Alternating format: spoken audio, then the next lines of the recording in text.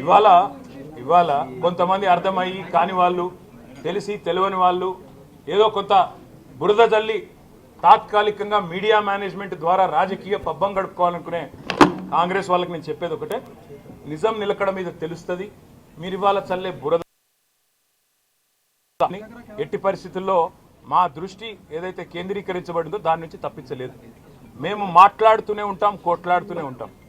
గత సంవత్సర కాలంగా విద్యుత్ ఛార్జీలు పెంచవద్దని కొట్లాడింది టీఆర్ఎస్. లగచర్లలో నువ్వు రైతులను జైల్లో పెడితే అడ్డుకున్నది టీఆర్ఎస్.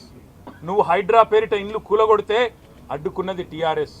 6 గ్యారంటీల అమలు నువ్వు చేయకపోతే నిలదీసింది అడిగడుగున కేసీఆర్ బృందం.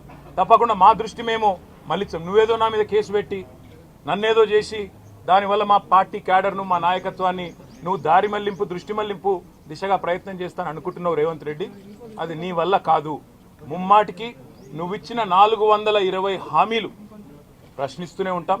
నువ్వు ఎన్ని కేసులు పెట్టినా, ఇది కాదు ఇంకో 100 పెట్టుకో, ఇంకో 1000 పెట్టుకో, ఎదుర్కొంటాం. న్యాయస్థానాల మీద, ఈ దేశంలోని చట్టాల మీద, భారత రాజ్యాంగం మీద మాకు సంపూర్ణమైన గౌరవం, సంపూర్ణమైన విశ్వాసం ఉంది. నువ్వు ఏ ప్రశ్నలన్నా అడుగు, సమాధానం మా కాడ ఉంది. ఎందుకంటే మేము నిజాయితీగా ఉన్నాం. నీలాగా లుచ్చ పనులు చేయలేదు, నీలాగా తుచ్చపు పనులు చేయలేదు, చేయబోము. నికార్సైన తెలంగాణ బిడ్డగా, కేసీఆర్ గారి రక్తం పంచుకొని పుట్టిన కేసీఆర్ కొడుకుగా చెప్తా ఉన్నా, తెలంగాణ కోసం అవసరమైతే చస్తాను తప్ప ఎట్టి పరిస్థితుల్లో ఇట్లాంటి లుచ్చగాళ్ళ ముందు మాత్రం తల వంచను. తప్పకుండా కొట్లాడుతూనే ఉంటా, పోరాడుతూనే ఉంటా. తెలంగాణ జయించేదాకా, ఈ కాంగ్రెస్ కబంధ హస్తాల్లోంచి తెలంగాణ బయటకు వచ్చేదాకా కొట్లాడుతూనే ఉంటాను, ప్రతిజ్ఞ చేస్తా ఉన్నా. Thank you.